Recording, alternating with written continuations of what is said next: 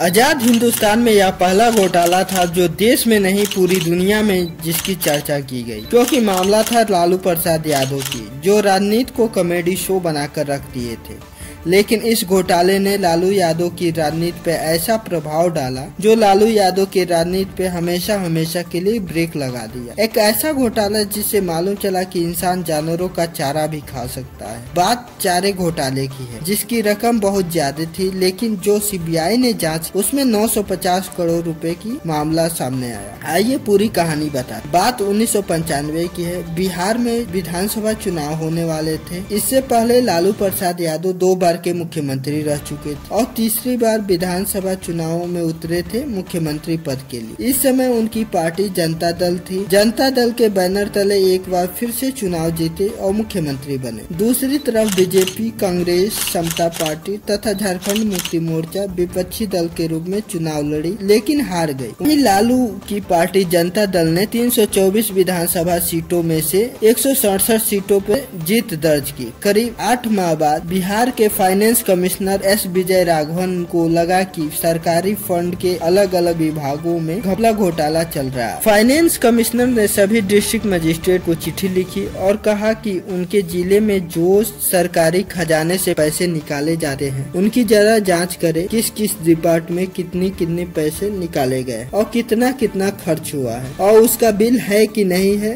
रसीद दी गई। उस समय चाईबासा के डीएम अमित खरे ने सारे कागजात और बिल की जांच की तो उन्हें शक हुआ कि यहाँ पे करीब 2 किस्तों में एक बार 10 करोड़ तथा 9 करोड़ रुपए निकाले गए हैं। इसकी डिटेल बिल नहीं दी गई है। उस समय पशुपालन मंत्रालय बिहार सरकार के द्वारा बनाया गया था, जो गाय, भैंस, सांड की संरक्षण के लिए तथा देखभाल के लिए बनाया गया था। इस पशुपालन मंत्रालय का बजट फिक्स नहीं हुआ करता था। तो अमित खरे ने पाया कि चाईबासा के पशुपालन विभाग में अलग अलग वक्त पे बहुत सारे पैसे निकाले जा रहे हैं और इस पैसे की कोई हिसाब किताब नहीं दिया जा रहा है। तो अमित खरे ने इन सारे पैसों का उस विभाग के कर्मचारियों से जवाब मांगा, पर जवाब मिला नहीं। फिर अमित खरे ने दफ्तर में जाके रेड करने का फैसला किए। तभी उनके कार्यालय से कोई पशुपालन कार्यालय में फोन करके बता दिया था कि पशुपालन विभाग में रेड पड़ने वाला है। तब पशुपालन विभाग के कर्मचारियों ने फाइल चलाना शुरू कर दी।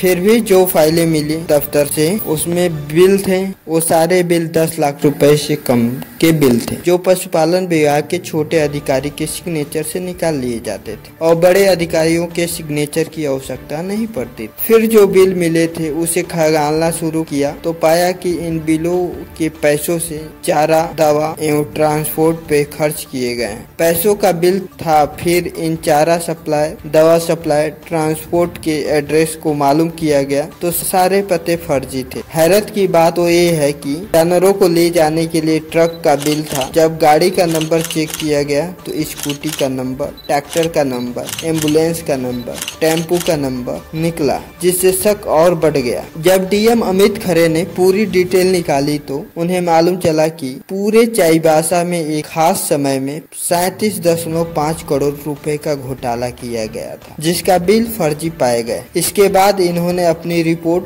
फाइनेंस कमिश्नर को भेजी। फिर कई जिले के जिला अधिकारियों ने अपने जिले के रिपोर्ट भेजी, जिसमें रांची, गुमला, लोहरदगा, पटना, देवघर, गोड्डा ऐसे कई जिलों से रिपोर्ट आए तो पाया कि सभी जिलों में पशुपालन विभाग में काफी घोटाला हुआ है। इस रिपोर्ट के आधार पर पुलिस में रिपोर्ट लिखवाई गई, जिसमें पशुपालन विभाग के अधिकारी, ठेकेदार, दवा सप्लायर, चारा सप्लायर सहित 100 लोगों पे एफआईआर हुआ। फिर बिहार सरकार पे विपक्षी पार्टियों ने उंगली उठाना शुरू कर तो मालूम चला कि लालू प्रसाद यादव जब से सीएम है तभी से उन्हें मालूम था कि पशुपालन विभाग में कुछ गड़बड़ चल रहा है, लेकिन उन्होंने पशुपालन विभाग पे कुछ भी कार्रवाई नहीं की। फिर इस घोटाले की जांच की मांग उठने लगी तो लालू यादव ने जांच के लिए 3 सदस्यीय कमेटी बनाई, लेकिन इसमें 2 सदस्य वही थे जो चारा घोटाला में शामिल। फिर इन विपक्षी पार्टी कांग्रेस, बीजेपी, समता पार्टी और झारखंड मुक्ति मोर्चा ने भारत सरकार पे दबाव बनाया कि इस केस की जांच करने के लिए सीबीआई को दिया जाए,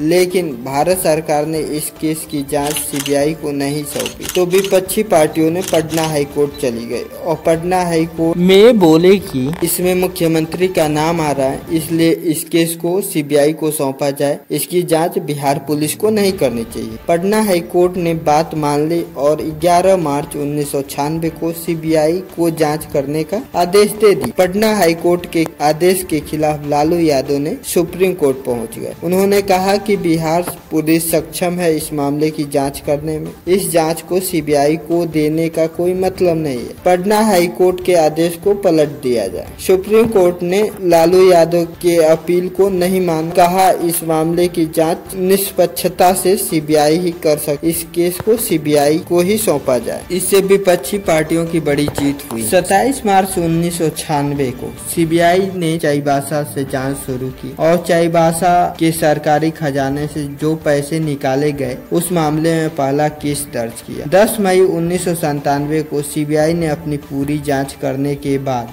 सीबीआई ने बिहार के गवर्नर के पास गई और बताया कि इस जांच में चारा घोटाले में पकड़े गए लोग उनके सीधे सीधे रिश्ते लालू प्रसाद यादव से आ रहे हैं। इस दौरान सुप्रीम कोर्ट ने आदेश दे ही दिया था कि इस मामले की जांच सीबीआई करेगी। इस समय से लालू यादव के बुरे दिन शुरू हो गए और उनकी पार्टी जनता दल में आवाज उठने लगी कि इस केस में लालू प्रसाद यादव का नाम आ रहा है तो इन्हें इस्तीफा दे देना चाहिए। इस विरोध को देखते हुए लालू प्रसाद यादव ने जनता दल से अलग होकर लालू प्रसाद यादव ने अपनी पार्टी बना ली और अपनी पार्टी का नाम राष्ट्रीय जनता दल रखा। उसके बाद इनके सपोर्ट में झारखंड मुक्ति मोर्चा और कांग्रेस के समर्थन से लालू प्रसाद यादव ने खुद इस्तीफा देकर अपनी पत्नी राबड़ी देवी को सीएम बना। फिर इधर गवर्नर ने सीबीआई को लालू यादव से पूछताछ करने के लिए इजाजत दे दी। सीबीआई ने लालू यादव सहित पूर्व सीएम कांग्रेस नेता जगन्नाथ मिश्र तथा केंद्रीय मंत्री चंद्रदेव प्रसाद वर्मा सहित 3 आईएएस ऑफिसर अन्य छोटे अधिकारियों के खिलाफ आरोप पत्र दाखिल किया। जैसे ही सीबीआई ने आरोप पत्र दाखिल किया, लालू प्रसाद यादव ने 29 जुलाई 1997 को सुप्रीम कोर्ट पहुंचते हैं अग्रिम जमानत के लिए ताकि सीबीआई गिरफ्तार न करे, लेकिन सुप्रीम कोर्ट अग्रिम जमानत देने से मना कर देती है। वैसे ही सीबीआई ने 30 जुलाई 1997 को लालू प्रसाद यादव के पटना निवास से गिरफ्तार कर लेती और इस मामले को सीबीआई के डायरेक्टर यूके विश्वास को दे दिया जाता। पूरी जांच के लिए पूछताछ के दौरान लालू यादव को पटना के बेऊर जेल भेज दिया जाता है। करीब 4.5 महीने लगभग 135 दिन जेल में रहने के बाद 12 दिसंबर 1997 को लालू प्रसाद यादव को रिहा किया जाता है, लेकिन चारा घोटाले के दूसरे मामले में फिर उनको 12 दिसंबर 1997 को ही गिरफ्तार कर दिया जाता है। 18 अक्टूबर 1998 को फिर रिहा किया जाता है। फिर उनके और उनके पत्नी राबड़ी देवी पर आय से अधिक संपत्ति के मामला दर्ज होता है और इसमें भी लालू यादव को गिरफ्तार किया जाता है। फिर लालू यादव को जमानत पे रिहा हो जाते हैं। 28 नवंबर 2000 को चारा घोटाले के एक और मामले में लालू प्रसाद यादव को गिरफ्तार किया। यह एक दिन जेल में रहते हैं, फिर जमानत मिल जाती है। उसी दौरान नवंबर 2000 में बिहार से अलग होकर झारखंड एक अलग राज्य बन जाता है। इसकी अधिसूचना जारी हो जाती है। नवंबर 2000 में झारखंड एक नया राज्य बन जाता है। इसी बीच कई आवाजें आती रही कि बिहार की सीएम राबड़ी देवी और उनके पति लालू यादव पे इतना बड़ा आरोप है और उनकी कहीं अलग स्टेट में केस की सुनवाई की जाए। इन सारी बातों को देखते हुए सुप्रीम कोर्ट ने एक फैसला दिया कि चारा घोटाले के सारे मामले की सुनवाई बिहार से बाहर निकालकर झारखंड के रांची में की जाएंगी। जिसके बाद फरवरी 2002 में सीबीआई रांची की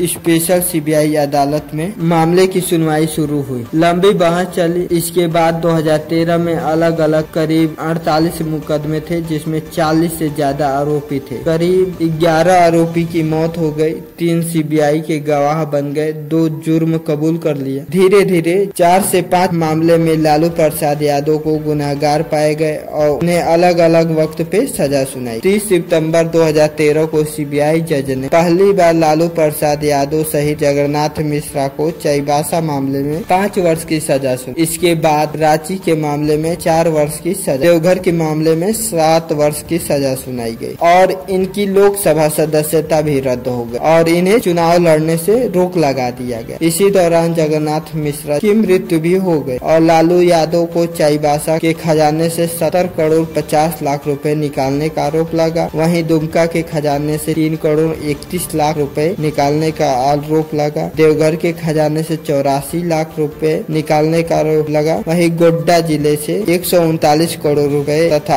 अन्य जिलों से अलग अलग धन निकालने का आरोप लगा।